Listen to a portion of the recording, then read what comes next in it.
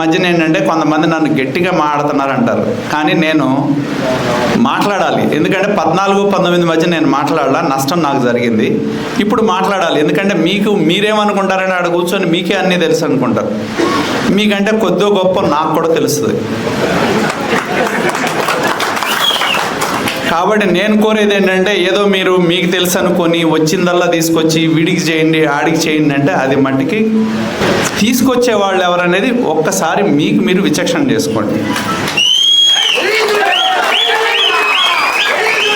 ఎందుకంటే ఫస్ట్ మనం మన చుట్టూ ఉన్న క్యాడర్నో మన చుట్టూ ఉన్న నాయకులను మనం చూడకపోతే నువ్వు వెళ్ళి ప్రజలకేం చేస్తావు?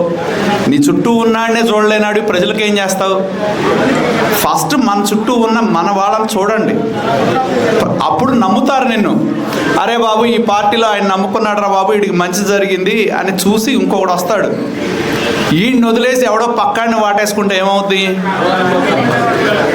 ఏముండదు, ఉన్నది పోద్ది అది పోద్ది.